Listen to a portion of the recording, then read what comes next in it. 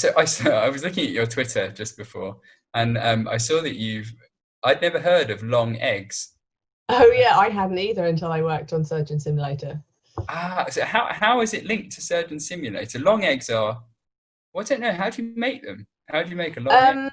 I think there's some kind of, I don't know. I've seen the process once, or I've had the process explained, and I still don't completely understand it. I think it's some kind of tube thing, So but I don't know how. Yeah, I don't understand how they get it, like all the yolks to yeah, like merge together. But it's I was just told it was a community thing, unless I'm being pranked about long eggs. But yeah, apparently it's big in the Surgeon Simulator community, and I was asked to like try and put some references to long eggs in there. Oh, I see. And so yeah, there are a few long egg references and nods to long eggs.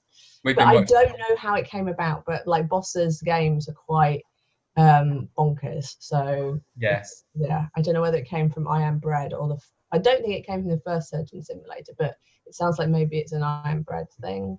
yeah. It's when I heard that Surgeon Simulator 2 had a story, I was a bit like, what, huh? Like I don't understand. Like, is this like Holby City gone wrong or something? Yeah. Like, I don't. But Surgeon Simulator's out in 2 days, I think. I think it's out today. So yeah. It will be out by the time people are listening to this. What's it like writing a story for Surgeon Simulator? It's fun. It was very much of a lockdown thing, so it actually came together in about 4 months, probably less than 4 months, in terms of. Is that quick for a game? Yeah, it's quick for a game. And so it went from no story to creating the story, writing it, casting it, and recording the voice actors as well, and getting it in the game in about 4 months. Wow. And so that was I think we managed to pull off something fun doing that. And I just worked with Nate over at Bossa, and we just sort of came up with something together and worked with the designers to try and kind of finesse it into the levels. And we got some great voice actors like Abu Salim, and it was really, really fun doing it. And I really like writing kind of slightly silly, kind of irreverent, humorous stuff that you don't get too much in games, and Boxers games are good for that. So it was really fun to do. Must be. And it was a nice lockdown thing as well. It's nice to write something funny in lockdown. I was going to say a nice tonic to in this weird situation. Has lockdown been okay?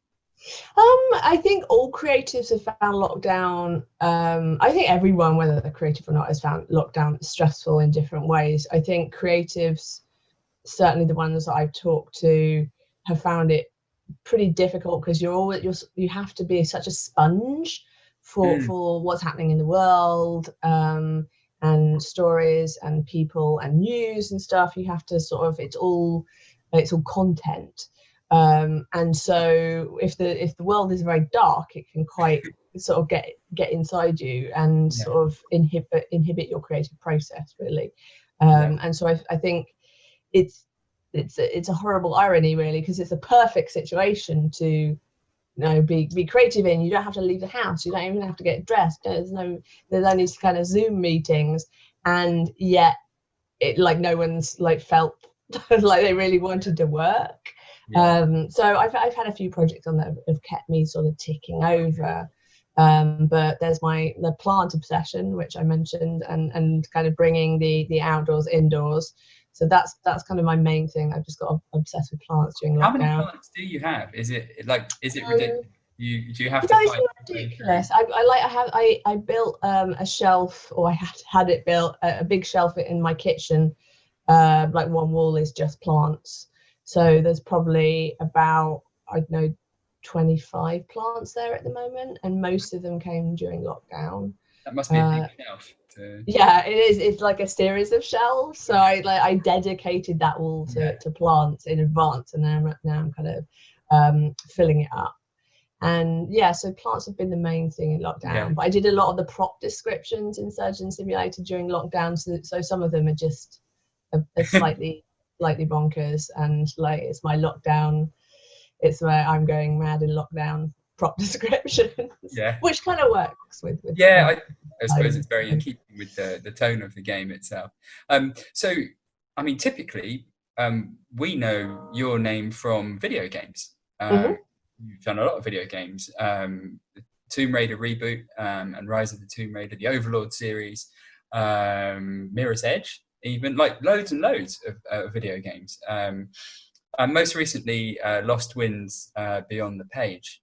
Lost Words, sorry. I think there was a game once called Lost Winds, and I think that's why. It's possible. It sounds familiar. Sorry, Lost Words Beyond the Page, which is out on Stadia. And coming to Steam at some point, I think. Yeah, next year. Yeah, it's coming to other platforms. Which was lovely. But so I was kind of surprised, maybe I shouldn't have been that surprised, to hear that you have written a fighting fantasy book. And I just want to show for the camera here that I've got some fighting fantasy. Just here.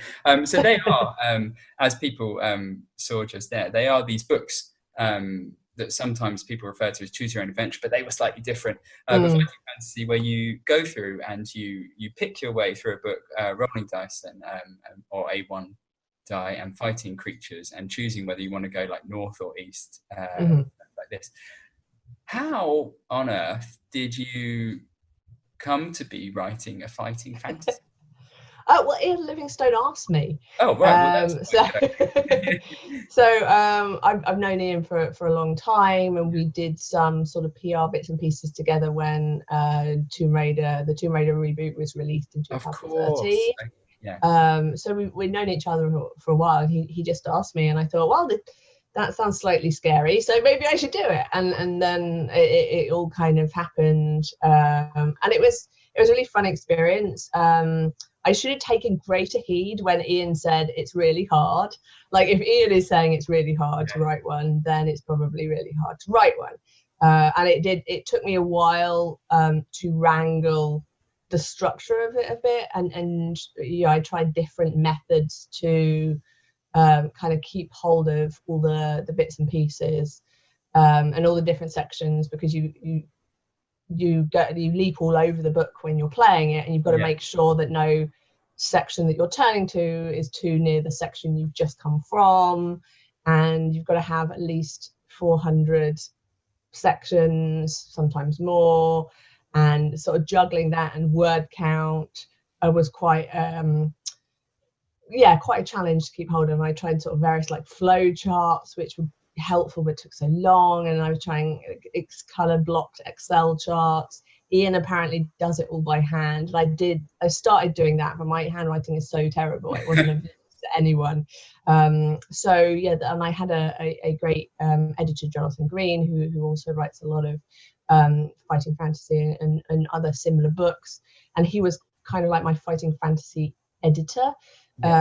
So he would just sort of advise me on setups of boss fights and how I could like structure different things happening in the fights, or what had a capital letter and what didn't, and what don't use the word sandwich, it's a bit too modern, that kind of thing. Like a lot of stuff that I wouldn't necessarily have picked up on. I'd read Charlie. You're not allowed to have any modern. It's sort of somewhat medieval in setting, and quite sort of standard fantasy, I'd say. Kind of like Lord of the Ringsy in some ways, Dungeons and Dragons. It's quite straight fantasy, really, quite high fantasy in some ways. And I probably bent that a little bit because mine is all about goblins and floating cities, so it's a little. It's not steampunk per se, but it's probably what I call technomancy. So it's halfway between tech and magic. So it takes place, I don't know if you know much about it, but it takes place on a floating archipelago that floats inside this massive tempest. which is the biggest tempest on the over the Sea of Tempests, which is the main sea in between the two main continents in the book. Okay, So it's wow. it was my own little area to play with. And the technomancy is what underpins the whole archipelago, what makes it float, and what makes other things within the archipelago. There's special sort of Da Vinci style wings that you wear when you fly between the different islands, and there are these little airships and things, and they're all powered by technomancy as well. And I took that from Charlie. Had a little scene in Gates of Death where he had some goblins flying you on this little I think it was a bear, and I really liked that. So I thought, what if you took that and kind of went bigger and created a whole area that was kind of goblin technomancy, and that's how Crystal of Storms came about. So and it's called Crystal of Storms. Mm-hmm. And it's out in October. Yes, October 1st. October 1st. So rewinding slightly, when Ian Livingstone gets in contact with you and says, like, hey, Rhianna, like, I've got an idea, I've got a proposition for you. Yeah. To write a fighting fantasy book. Is it something, had you talked to Ian about fighting fantasy before? Is it something that you knew instinctively what it was? Did you grow up with fighting fantasy books? Did you? Yeah, I did when I was sort of about 8. Okay. So I told Ian about my fighting fantasy story, which was how I got a threatening "we're taking you to court" letter from my local library because I hadn't returned one of the fighting fantasy books. Which one? I think it was Death Trap Dungeon. Okay. And I think I'd sort of been reading it so much, and then I kind of like lost it in the detritus under my bed. Yeah. I thought it was a bit harsh for a library to send a threatening letter over a library book to an 8-year-old child, but that is my main memory of fighting fantasy. And you know, I really enjoyed them. And when Ian asked me to if I wanted to write one, I read Charlie's previous one, Charlie Higson. So they've been sort of bringing back the fighting fantasy books over the last few years, and they've been bringing in some guest authors. So Charlie Higson, probably most known for the Fast Show in this country, he wrote Gates of Death, and so he was the first guest author. Okay. So I sort of refreshed myself by sort of going back and reading Charlie's book, and there's a lot more. Once you're writing it, there's a lot more to it than you take in as a reader. Even though I'm a reader that understands game design, once I was in there messing around with all the different sections, it was a lot harder than I envisaged, I think. Did you have an idea, or how hard was it to find an idea to begin with? Where do you find an idea? If someone said to me, you know, write a fighting fantasy book, you know, I wouldn't have any idea what to do, but the idea, I don't know where to start. Well, creativity is all about connections, and so the amount, you know, you're always taking content in from the world, and then it sort of goes into this narrative gumbo in your head, and then, you know, hopefully things will float to the surface, you'll make a connection, and then you'll go from there. And I had been reading a story about a floating, what looked like a floating city in the clouds over China. So it was a cloud formation, and they still don't know what caused it. It was a cloud formation somewhere over China, and it had formed what looked like skyscrapers in the sky. Wow. And on a floating island. And it was really amazing. And I don't know whether it was just a manipulated photograph or some kind of weird weather phenomenon. So that I had that in my head, and I was reading Charlie's book, and I liked them. And it was literally one little scene with the goblins, and that sort of came together in my head. And I kind of pitched the idea of these floating islands, and I like the idea of kind of drawing on my game experience and creating almost like a level, you know, different levels that you could go to in different areas. And I really enjoy world building, so I wanted something where I could kind of use the landscape to kind of underpin the world and the environmental storytelling. And so each of the islands in the archipelago contribute, have their own kind of theme and contribute to the economy of Pangaria, which is the name of the archipelago. So one island might be dedicated to farming, one might be the water island, one might be the technomancy island, and that.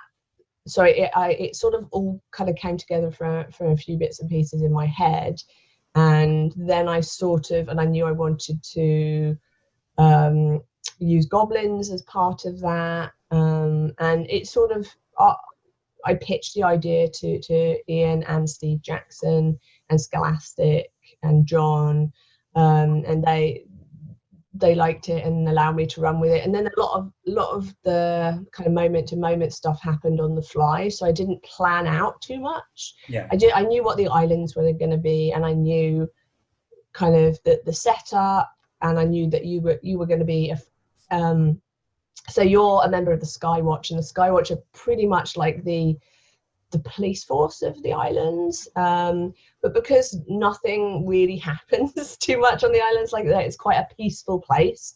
You don't kind of have much to do, so you get a bit of a yearning for adventure. And then basically what happens is one of the central islands, so all the islands are named, there's 5 islands around a central 6th island, and they're all named after clouds. And so the Nimbus is the central island, and it's the kind of hub of the power within the archipelago. So sort of the seat of power, basically. And all the Skywatchers are summoned to a meeting at the Nimbus, and you're sent back to your Skywatch house to go and get the flyers, which are these kind of Da Vinci style wings that senior members of the Skywatch are allowed to have to fly between the islands.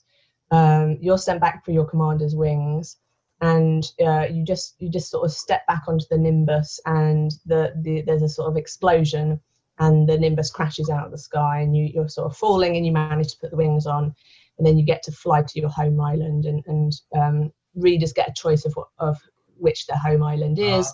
Okay. And that sort of changes a little bit what happens on the island. So if you go to a home island, you're met by a friend of yours, and they sort of join you whilst you're on that island.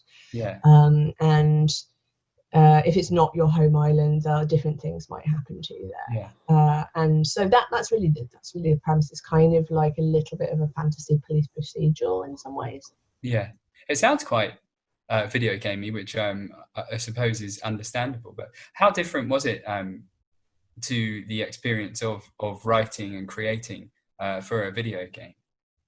I'd say there's probably more similarities in some ways than other writing I do. So I also develop for film and TV, which is, I'd say that's probably more different than this was, even though it's effectively prose.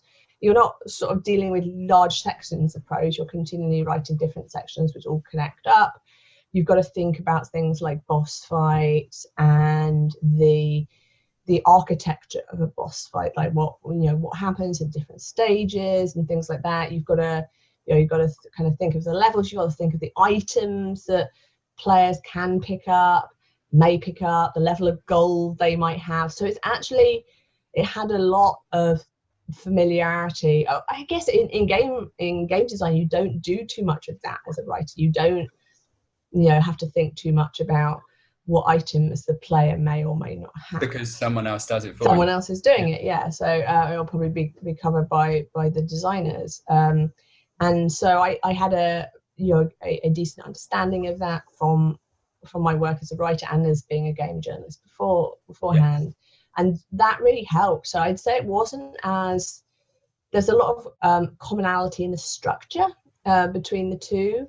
But it was nice to be able to do a lot of world building and create my own little space within the fighting fantasy world. So it was a real kind of honor to be able to do that. And I've known Ian for a long time, and the fighting fantasy books are part of my childhood. So I almost curtsied when I met Ian and Steve. I don't think I've ever met Steve before, but yeah, they were kind of part of my childhood. So Yeah, I'd say it was. There are similarities. There's similarities to all storytelling, really. There's commonalities, but there's often a lot of structural differences. That's where you kind of have to change things up a bit. Yeah. One of my overriding experiences of fighting fantasy books is that they're quite hard. They kill you quite unceremoniously. And you will die lots of times going through the books. Where does Crystal of Storms? Crystal of Storms, yeah. Where does Storm sit within that? Well, I was asked specifically by the publishers to not put too many permadeaths in, or to structure it so that you at least kind of there was sort of fair warning if something was going to kill you. And yeah, I remember getting into a situation in Charlie's book where I was actually killed by a gate. And I was thinking, oh yeah, well, I should have seen that coming from the title of the book. And I think like it did, once you got to that point, it didn't matter whether you jumped off the gate or tried to go through it, you died either way. And that was a bit frustrating. So there's not too much of that. And I was specifically asked to not do that. And it is aimed these days at 8 to 11-year-olds is the sort of age range of 8, 9 to 11. So there's definitely moments you can die outside of fights and things like that, but you've got a good opportunity to not die. So if you do die, it's probably your own fault. So you are the first female guest author so the first female author, as far as I understand, of fighting. That's right. Yeah. So how does that change anything? Like, does it change anything? Do you purposely change things, or is it something that naturally comes through? Did you want that to be felt in the book, that this was told from that perspective? Not really. It was more kind of that I wanted it to be from my perspective, and you know, everything I am as a person and a writer, like being a kind of being a woman is part and parcel of that, but it's not like I can identify like this sentence has come from me as a woman, this sentence has come as me as being a writer, this is me as a goblin lover or something like that. So it's all part and parcel of it, but I didn't set out to be particularly womanly in it. But I was aware, like, sometimes in the current climate, when you do things first as a woman, there's a lot more attention on that and kind of focus, and sometimes you're not allowed to, especially if you fail at doing it, or you're seen to fail at doing it, like you fail for womankind rather than for yourself. Like, men are allowed to fail for themselves on their own terms, and will often, particularly in Hollywood circles, get chance and chance and chance again. When women are seen to kind of underperform, they're seen to underperform because they're women, or there's a section of like the particularly the internet that will come down on them because they're a woman and see that failure because they're a woman and things like that. And that I was sort of aware of that, but it was quite minor, and I just kind of got on with the job, really. I was like, oh, okay, well, you know, I've been used to being one of the few women doing what I do for a lot of my career, especially in the early days when I was a journalist. There were very few women doing that in the UK. When I went to games writing, there are very few women doing that. There are a lot more in both spheres now, which is wonderful to see. So I was kind of used to it. So there was a little bit of, I might get more like I have Sauron from the internet because of that. But then I get that because of my surname and things like that. So I'm kind of used to it. So once I sort of pushed that aside, I just got on with the task. Yeah. Are there any ways are there any things that you're kind of deliberately doing that would feel different from people's maybe past experience of fighting fantasy? I guess more what I'm getting at is how, like, in what ways were the old books, if they were, you know, aimed towards boys, I suppose? I think it could be said that perhaps the covers were a little bit more skewed towards a male audience. Yeah. But fantasy covers in the 80s, you know, they were quite similar in detail. Like if you look at, for example, Josh Kirby's illustrations on my dad's books, that they were sort of, you know, they were a little bit more cartoony, but very sort of detailed fantasy covers you got in the 80s. And I know Ian and Steve used Game Workshop artists, so it had a very strong kind of D&D fantasy vibe. And kind of now, because that was probably the predominant fantasy that was around at the time. These days, I think fantasy has become a lot broader, and there are a lot more fantasy books out there for young people, and a lot more aesthetic diversity in fantasy. So I mean, I really like the covers, and this is no slight to the covers, and I think they did really well, but they are quite of their time, and I think they still work well for some readers. But Scholastic were keen to try something that they felt was more in line with what how fantasy is marketed to 8 to 11-year-olds these days, rather than 8 to 11-year-olds in the 80s. And so we kind of went with a different style, and a first female illustrator as well. And she's done some wonderful stuff, particularly the internal illustrations. Like, they really match the kind of tone of the book, which is it has to be, I have to write in a fighting fantasy tone, so it's fairly straight fantasy. And as I said, no sandwiches became pies, and it's quite strange. It's not particularly jokey or funny, and I was told, like, don't put many jokes in, and it's fairly straight. And I probably bent that as much as possible, because it's floating islands and goblins and lots of kind of bonkers stuff.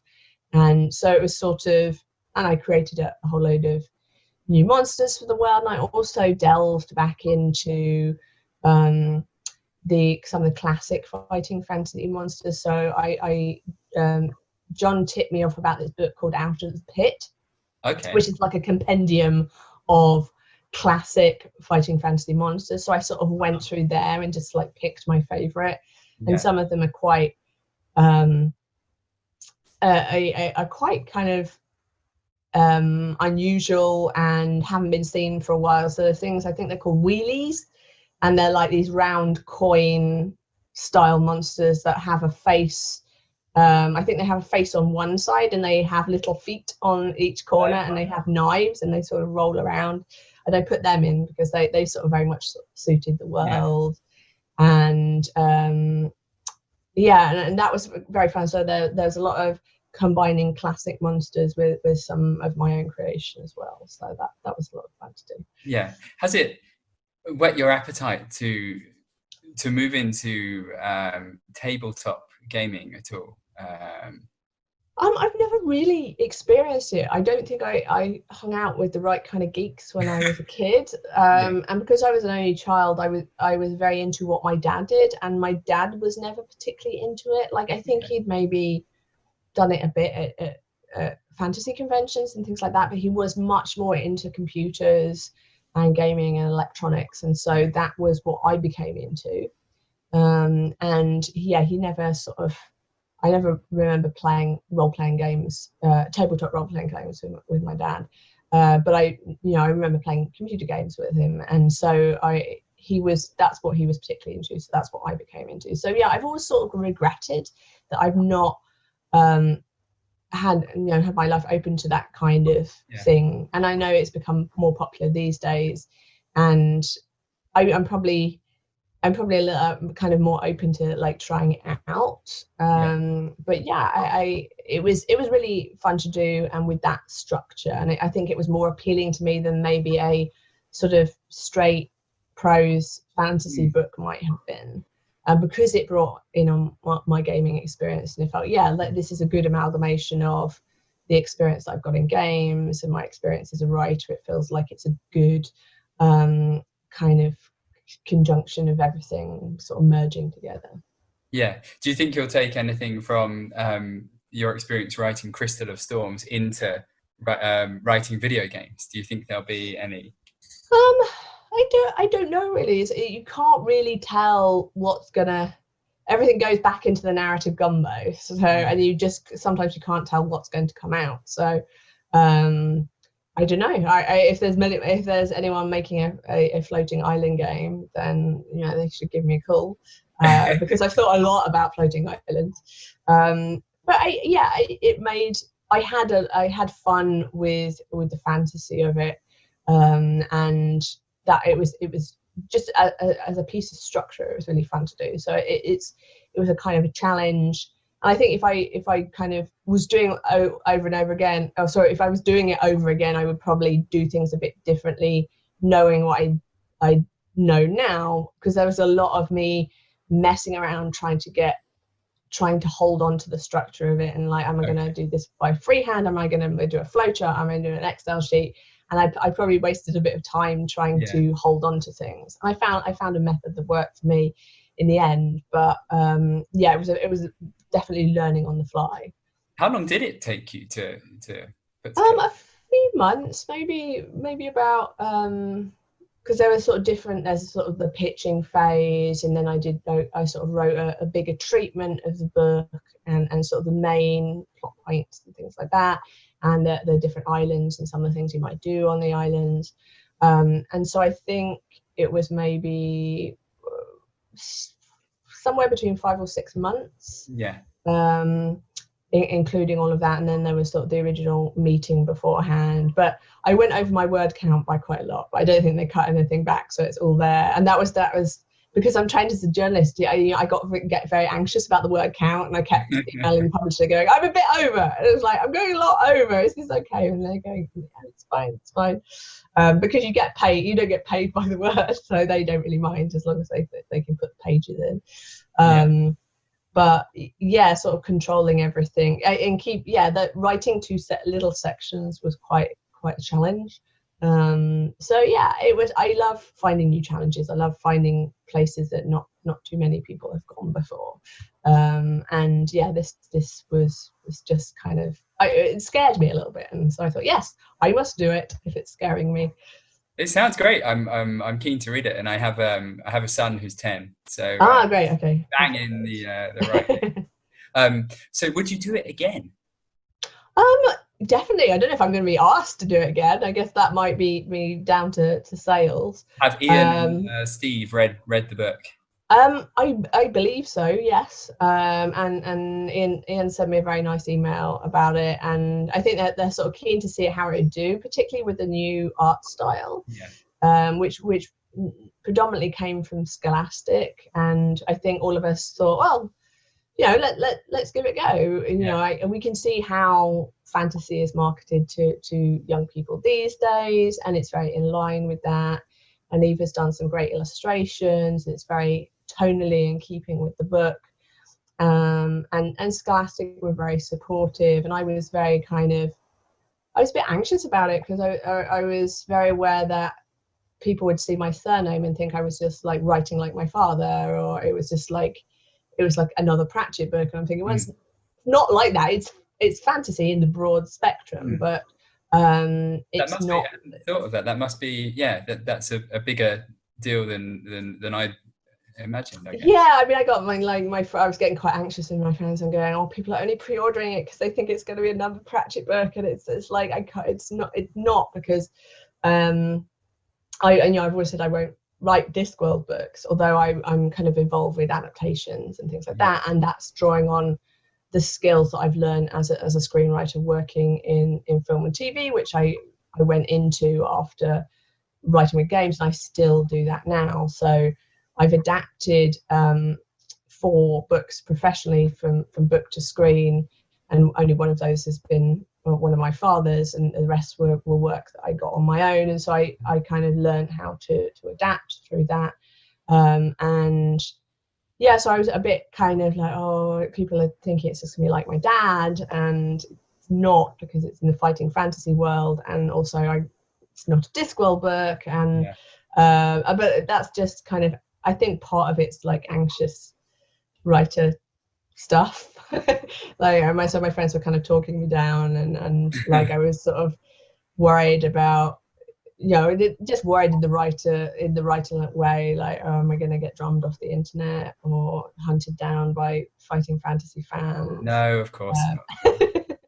And so I'm really curious. I'm delighted that people seem into it, and yeah, we'll just kind of have to see. I'd say it's maybe a little, I think it's still in the fighting fantasy wheelhouse, but because I'm using things that haven't really been seen in fighting fantasy before, like the floating archipelago and the kind of goblin technomancy, which it has been in there a little bit. I've just gone bigger with that, and I really appreciate Ian and Steve giving me the chance to do that. So yeah, the usual writer anxieties, but you know, cut a writer and they'll bleed anxiety. So I think it's wonderful. I think it's very exciting, and I love that you've been able to put your own stamp, take it to your own place, you know, in your own little corner of the fighting fantasy world. So away from fighting fantasy, you have obviously written Surgeon Simulator 2, which will be out now to people who are watching this. And before that, there was Lost Words. So what's next?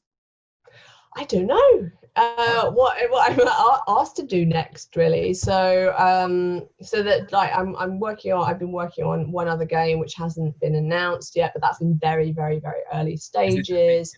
Or a smaller project? It's probably nearer the bigger games. It's, you know, probably not as big and flashy as Tomb Raider maybe, but it's sort of a bigger, you probably wouldn't call it indie in the same way that Lost Words is indie.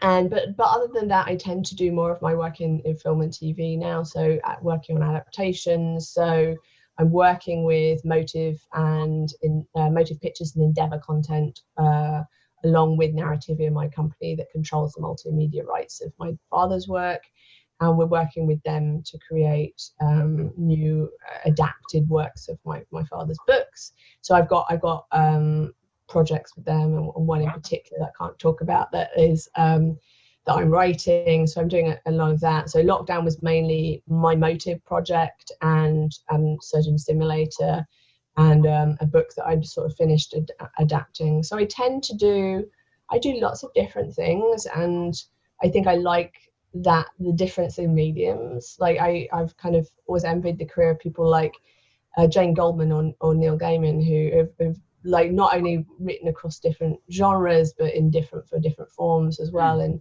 in Jane in particular, she's done kind of comic book adaptations, horror film adaptations, she's written novels. I'm not so interested in the novel side of things, but I really like that swapping mediums. Stardust, is that, did Jane do Stardust? Yeah, I love Stardust. Yeah, and like she also did Kingsman and Kick-Ass as well.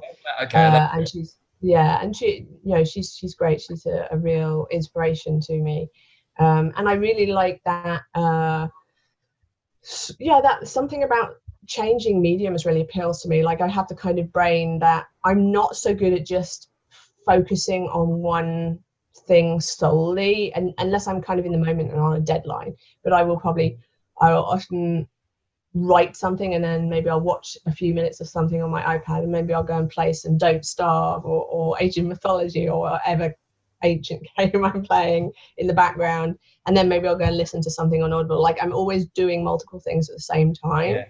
I always wanted to try different things. And I think I've always been that kind of kid. I would try different things regardless of whether I'm any good at them. So when I was a kid, I played the saxophone, the violin, the guitar, and the keyboard. Wow. Not all at once, and I was not particularly good at any of them. Like I'm not. I'm probably, thanks for everything, I'm probably a bit better at writing than I am at music. But yeah, it was. I like sort of trying out things and seeing what fits, and going from gaming initially into comics, which is where I first moved to doing the Mirror's Edge comics with DC Wildstorm, and then sort of I did the Tomb Raider comics and also some Thief comics with Dark Horse, and I've done a few other bits and pieces, and I really enjoyed that and kind of getting to know the medium and understanding how panels are put together and stuff, and I think every medium I've gone to, I've had to learn more about how to tell stories, and I think that using the techniques of that medium, and I think that makes me a stronger storyteller overall, so I can bring back what I've learned adapting for film or TV into my games work, and it makes me a stronger storyteller. And it's the challenge.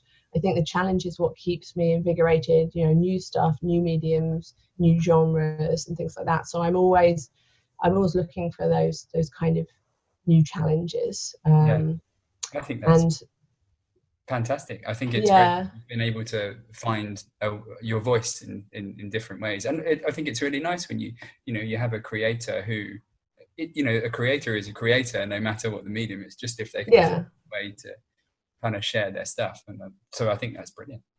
It doesn't work for everyone. It's just what works for me, and it means that I probably don't get as far ahead in any one as maybe someone who solely focused on one particular medium does. But I think it just learning all the different things. I think as you get older, sometimes it can be a little harder to force yourself to learn new things. And so if I can learn new things through having to find work and paying the bills, that's a good way of kind of getting some learning into your life without sort of going back to university or taking a course or whatever. And so it keeps the learning side of my brain active, I think. Which feels nice as well. So thank you very much for your time today. I feel like we're coming to a bit of a close. I just wanted to ask you, because you kind of touched on it actually, I've been interested what I know people have had a lot of time, so there's probably going to be a lot of answers to this. What's a creative person like you been A, playing in lockdown, B, watching in lockdown, maybe reading in lockdown as well? So playing, I've been quite interested in sort of playing outdoors games. So I really like wilderness survival games. It's a little bit of a niche genre. But I grew up in rural Somerset. I spent a lot of time in the outdoors, and my family had goats in the front garden and chickens and ducks in the back, and we lived on the edge of a valley, and we used to have to milk the goats every day and walk them to their field on the other side of the valley. And my dad used to educate me about the plants and berries and fungus that were edible. And I used to read a lot of wilderness survival books as a kid. I think I always had this fantasy about being lost in the wilderness. And so I get, and sometimes I actively gravitate towards games I think my dad would have liked, because he was a big gamer as well. So I joke on Twitter about playing games with the ghost dad in my head. And one of the ghost dad in my head games that I play is The Long Dark, which is set in the Canadian wilderness. And I can almost hear my dad commenting on the game in the back of my head. And I went back to The Long Dark because I think I played episode 1 and then some of 2, and I hadn't really messed around with the survivor mode. So I went quite heavily back into Long Dark. I played 1, 2, and 3 again of the episodes, and then I got very into the different survivor modes and playing the challenges and things like that. And I would my partner has daily evening baths, and so once he was in the bath and not a captive audience, so to speak, I'd go in and tell him all about my adventures fighting bears and how I'd shot a moose with one shot, and then I got killed by wolves trying to take the meat back to my house. And I always had some kind of emergent narrative story about the Long Dark. I was also playing Among Trees as well, which is kind of a probably more relaxing version. You still can get cold, and there's still sort of challenges, but it's less, it's more about building your cabin up. It's a bit it's very Walden-like. So you're building up your cabin in the woods, and you're kind of adding on new areas, and that was in early access. So I was sort of playing that. No wolves in it, but I did learn how to fish, which was quite interesting, because it like the fishing mini game in it is sort of has the most similarity I've seen to actual fishing. Okay. And that was kind of cool, and I played as much of that as I could. It has got bears in, and they're about the size of caravans, but you can avoid them, and it's probably a little bit more tranquil than the Long Dark, sorry. And yeah, so I'm pretty expert at the Long Dark now, I'd say. So that's happened in lockdown. Collected lots of plants, become an expert in the Long Dark. What else has happened? What else have I listened to? I've been watching a lot of Lucifer with my partner. So that's our TV series. I think we're on the end of just started season 4. Schitt's Creek we got through. Yeah, it's good. Yeah, I mean, I enjoyed it a lot. Schitt's Creek was good for like half an hour comedy, blew through all of that. I got him to watch Episodes with me, which is with Matt LeBlanc and Tamsin Greig about writing a TV show in LA, and that's how I kind of educate him about what Hollywood is like a bit. So now if I tell him some problem I'm having, I'm sort of go, it's like that bit in Episodes. So that was my way of educating him about that. What have I been listening to? I listen to a lot of reading. I probably listen to books more than I read them these days. I think I used to read voraciously as a child, and I obviously as a student as well, but over the years I've sort of lost the knack of it. And the reason I say knack is because you have to focus on a book, and it's just that you focus on, and you have to keep your attention on the book, and I'm not as good at doing that as I used to be. And I probably got into it, but I probably read a little bit more traditional reading during lockdown, a bit more, but also I tend to blow through Audible books a lot, and I like biographies, political stuff as well. I like Mary Trump's book about Trump was really interesting. What else? I'd have to get my Audible list. I've been listening to some of my dad's books in Audible as well, to get the voice in my head. Yeah, I mean, I really I listened to the unabridged version, so Stephen Briggs's reading of the unabridged versions of the book, and I've known Briggs for a very long time. He's a friend of the family, so it's kind of funny having his voice in my head so much, but it was really to kind of make sure I was capturing the voice, the spirit. And yeah, I've noticed more things in there, and I've gone to Rob, who was my dad's assistant for 20 years and business manager, and Rob and I co-own Narrativia, and also done Manifeston, which is the company that deals with the publishing side of things, so anything to do with books. And Narrativia deals with anything other than books. I think I was asking him about cupcakes in The Shepherd's Crown, and did he put Esk and Tiffany having cupcakes because I was going through a cupcake phase at the time, and he couldn't remember whether that was the case or not. But I don't think my dad has ever been near a cupcake, but I remember talking to him about cupcakes. So I think that is in that sort of got into the cupcakes, went into the narrative gumbo of my father's head and came out in a scene. And Esk was one of the characters that he openly said was based on me as a kid. Esk was originally in Equal Rights and then comes back in The Shepherd's Crown. And Tiffany is very similar to Esk as well. So I've kind of noticed little things like that. And so I've been listening to those a lot. I like kind of crime stuff, thriller stuff. I listen to a lot, all sorts of things. I think it's definitely gravitating towards the outside without actually going outside. I'd say it has been a theme of it. And just becoming, I think I'm more of a robust cook than I used to be. I used to follow recipes a lot. Now I'm much more like, just what's in the fridge? Let's make a surprise dinner. Let's throw things together. And yeah, so I do think there's been some benefits during lockdown. And yeah, what about you? Have you sort of done things that you wouldn't normally? Play things?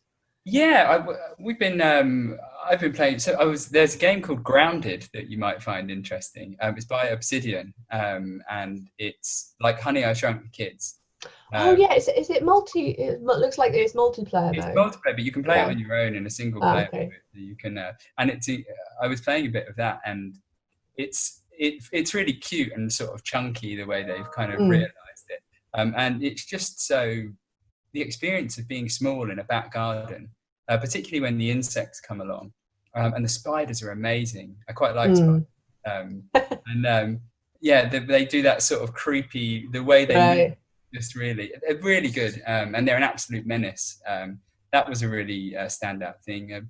We've been playing here the Uncharted game. I say me, I haven't been doing the brunt of the work, and it's been really nice seeing them because it's been like being on holiday. Uncharted 4, Lost Legacy. It was like they're gorgeous, and yeah, I've just been reading stuff, quite a lot of stuff that was prompted by the Black Lives Matter movement. Quite a lot of the authors that were suggested there, but some other stuff as well. So yeah, I've quite liked it. I've quite liked not having to go around to events. Being a bit more grounded in both senses of the word. But yeah, I mean, I didn't think I'd missed it as much as I do, but I think having that stimulation of going out and seeing people, having a meal, going to a meeting, or going to a play or something like that, or the cinema, stuff that I kind of took for granted, suddenly like I missed it a lot more than I thought I would.